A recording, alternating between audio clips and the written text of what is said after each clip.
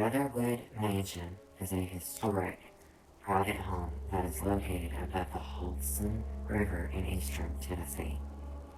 It is said to be haunted by two ghosts, although only one of them is the spirit created with giving Rotherwood its horrific reputation.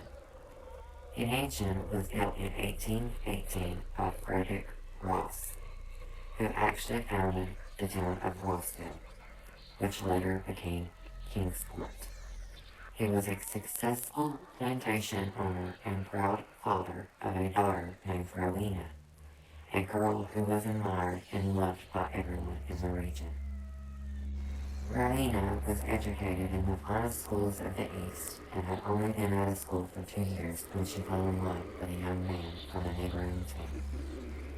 They became engaged, but tragedy struck on the afternoon of their wedding when a boat flipped over in the Holston River and the young man drowned. The tragedy greatly affected Rowena, and she was never the same again.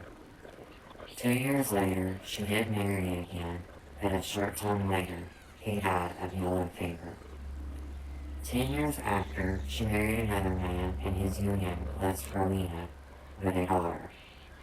A few years later, death came into Rowena's life once again, and her daughter also died. The woman could take no more, and she committed suicide. Shortly after, a lady in white began to be reported at Rotherwood. Rowena is the most frequently reported spirit at the mansion, as people have been sighting her near the river banks for more than 125 years. Some say that she is searching for her drowned lover of long ago. Rowena's ghost had already been reported many times when tragedy came to Frederick Ross once again. He fell into terrible financial trouble, and he was forced to sell his estate to a man named Joshua Hobbs in 1847.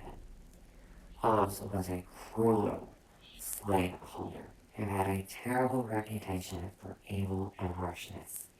He is believed to be the other ghost of Rotherwood.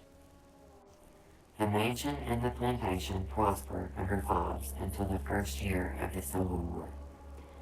Despite his bad reputation, cruel treatments of his slaves, and general dislike for the people of the community, summer came and Hobbs came down with some sort of horrible illness that forced him to his bed. Many believe that a curse placed on him by his mistreated slaves may have taken his life. He was lying in his bed when, according to legend, a swarm of black flies came and covered his face, crawling into his mouth and nose and eventually suffocating him. On July 10th, hundreds of mourners and curiosity seekers assembled at Rotherwood for the funeral. The casket was loaded onto a funeral carriage, but despite all attempts by the teamsters, the wagon refused to move. The horses strained at the small load, but the wheels would not even turn. Then suddenly, the skies grew dark, as though a storm was approaching, and then bolts of lightning illuminated the sky. The canopy covering the casket of Joshua Hobbs began to move, and then an enormous black dog jumped out from beneath it and ran off across the hillside. Needless to say, the crowd was stunned at this event, and it is still discussed in the region today. It has also been said that this dog has made frequent appearances over the years and sometimes can be heard howling during the night, especially when it storms. After the funeral, Hobbs was laid to rest and the locals returned to their homes.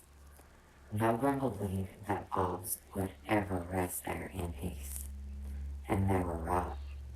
Many claimed that Hobbs' ghost roamed the halls of Rotherwood at night, laughing and screaming and yanking the covers off the beds. So, is this house still haunted? Maybe, or maybe we'll never know.